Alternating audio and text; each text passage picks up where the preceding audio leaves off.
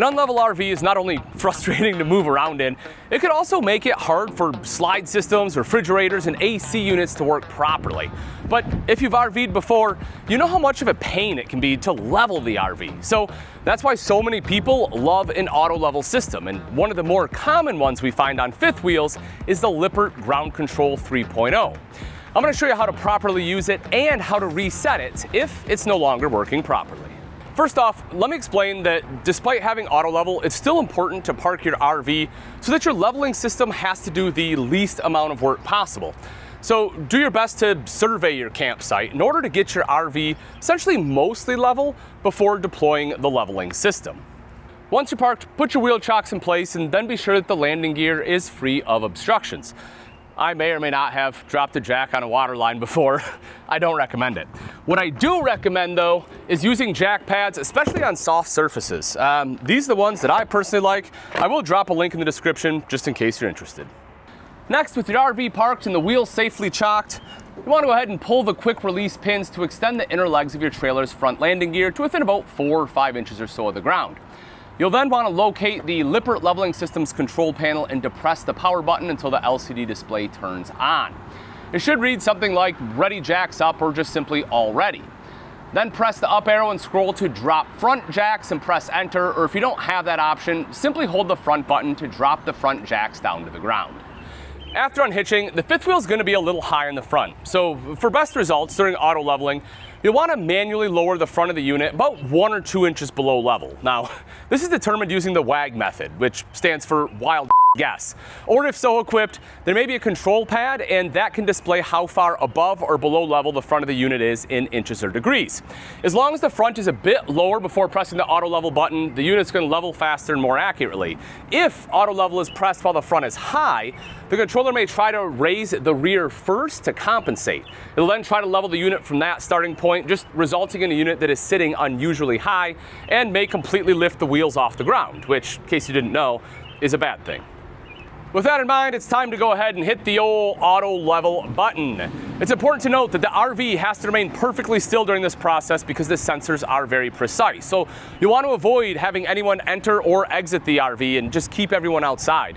You'll also want to avoid loading or unloading any compartments, and honestly, even strong winds that are rocking it can result in failure to level.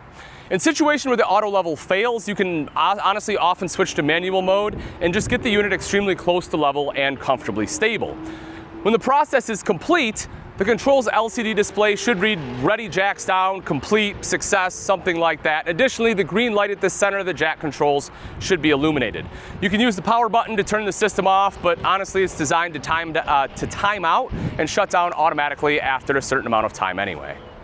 When you're ready to leave camp, turn the leveling system's power on at the display. Display should, again, still read ready or ready jacks down, something like that. It's highly recommended to raise the center and rear jacks to prevent any potential damage when we're using the auto reconnect feature. Now, some systems may do this automatically, but most will not. So once the center and rear jacks are up, you will then push the up arrow and scroll until you see something like auto hitch. You will then push enter to have that use its memory function, and it's designed to lift the unit to its original hitch height. Then you'll connect your tow vehicle, ensuring the fifth wheel jaws and pin are connected and locked. And going back to the leveling system's control panel, you'll want to push the up arrow a few times here until you see auto retract all. You'll then want to hit enter, and that will automatically retract all of your jacks and landing gear automatically. You'll also want to visually verify that all landing gear has retracted completely before removing any of your non-connected jack pads and wheel chocks. Then pull the pins and retract the inner legs of the front landing gear and ensure the pin latches again when finished. One of the common issues we see RV owners ask about is why is their automatic leveling system just no longer leveling their RV? Maybe you ran the process using the steps above, but it just doesn't feel level once you climb inside. Maybe you went as far as using a bubble level to confirm that the auto level system just isn't calibrated correctly. Whichever the case, you need to reset the auto level system, and here is how you're going to do it. Now, first off, you need to ensure the RV is secure using wheel chocks. If it is still connected to your tow vehicle, you want to extend the landing gear, unhitch it, and move the tow vehicle a safe distance away. Then you'll want to retract the center and rear jacks and turn the control system off. You want to press the front jack button 10 times, followed by pressing the rear jack button 10 times. The unit should enter calibration mode and read 0-point calibration on the LCD screen. You'll then want to manually extend each jack until the RV is at essentially your desired level. You'll want to utilize a bubble level inside, most likely on the kitchen floor, to determine level.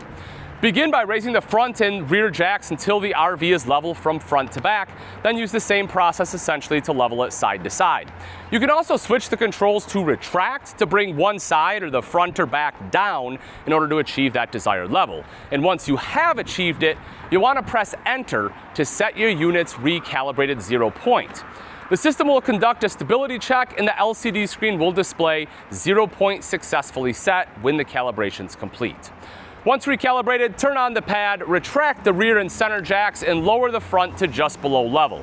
Select the auto level function, and once that function is complete, use your bubble level on the kitchen floor to verify the system returns to the newly programmed settings.